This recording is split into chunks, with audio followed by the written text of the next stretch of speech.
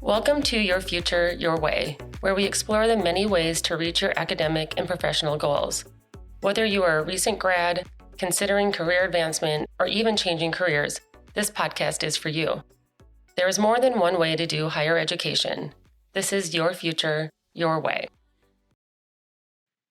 My name is Marta, and I'm an enrollment coach at the University of Wisconsin-Madison with the professional degrees and certificates. Get ready for an application assistance takeover. Today, we're talking about the do's and don'ts of requesting letters of recommendation.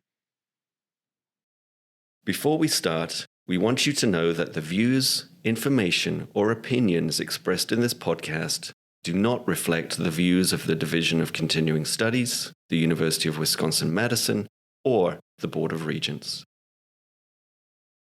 Hi, everyone. I'm here with Anna, a fellow enrollment coach at the University of Wisconsin-Madison. Hi, Anna. Let's kick things off by explaining to our listeners what we do. Hey, Marta. Thanks for having me on the show. So as enrollment coaches, we have the important role of sharing information about UW-Madison's program offerings with prospective students.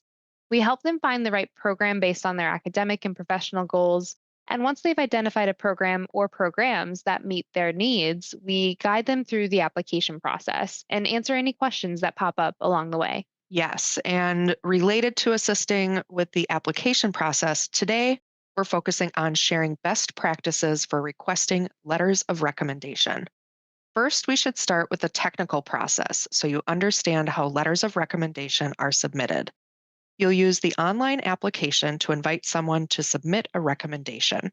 Yep, when you're in the online application and you reach the recommendation section, you'll submit the names of each of your recommenders along with their contact information, including their email addresses. When you're ready to notify them, you will select the Send to Recommender button, and your recommender will receive an automated email roughly 24 hours later asking them to complete a recommendation form. Now that you know the technical side, let's dive into the do's and don'ts for lining up your recommendations. The first step in the recommendation process is to check how many letters of recommendation are required in your application, since the total varies by program. You typically need to submit 2 to 3 letters, and the quantity is listed in the requirements section of the application. You can also check the program's website to confirm.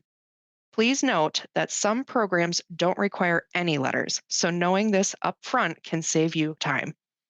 Good point. And for programs that don't require letters of recommendation, there's no need to submit any letters unless you have something specific to address, like a gap in your academic record.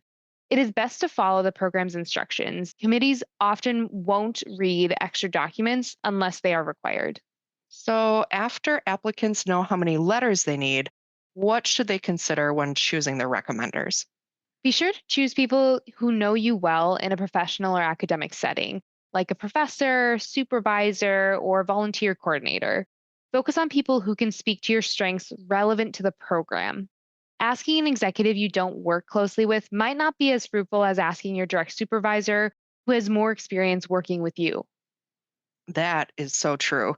Using someone with a good job title as a reference is nice, but using someone who can share specific examples of your work can be much more powerful. The most important thing is to ask people who know you on an academic or professional level, not a personal one. For example, your cousin might know you well, but they can't give you the same insight as a professor who saw you excel in a course. All right, next up is timing. So, timing is another big question we get. When should applicants ask recommenders for letters? There are a couple of factors to keep in mind when asking for a letter. First is the application deadline, and second is the recommender's schedule. You want to give your recommender at least a month, preferably 2, to write and submit their letter ahead of the application deadline.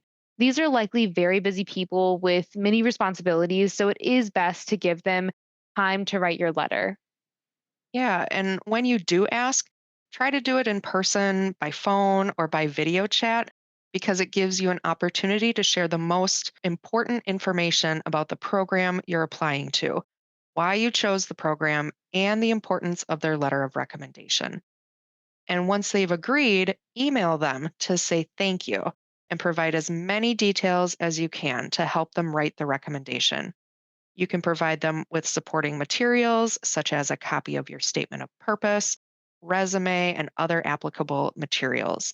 And don't be shy to ask them to touch on specific experiences or things you may have done in their class or at work. Exactly. One thing to consider is drafting a letter outline or a summary of your goals and sharing them with your recommender. This can help them write a letter that's both detailed and relevant and have the recommender edit it with their personal touch. This is a terrific way to save them some time too. Great advice.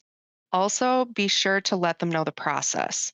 Tell them to expect an email prompt from UW-Madison asking them to submit a recommendation through UW's online recommendation form. And be sure to give them a specific date when their letter is due. The most common missing material for applications is the letter of recommendation. And as the deadline approaches, follow up respectfully to ensure they submit it on time. You might set reminders on your calendar for a week and a day before the deadline to check the application portal and send a gentle reminder if needed. Absolutely. And don't forget to send your recommender a thank you note afterward. You can also use it as an opportunity to update them on the outcome of your application. It's a nice way to close the loop. This episode of Your Future, Your Way comes from UW-Madison Professional Programs, offering over 90 graduate-level programs including online and evening and weekend options for working adults. For more details, visit us at go.wisc.edu/pro.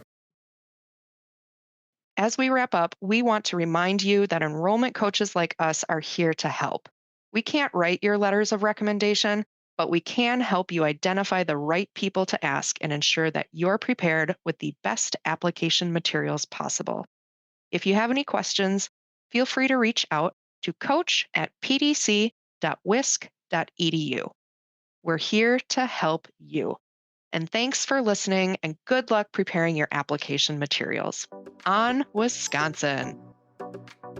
Join us next time to learn more about professional programs at the University of Wisconsin-Madison. Learn how to shape your future your way.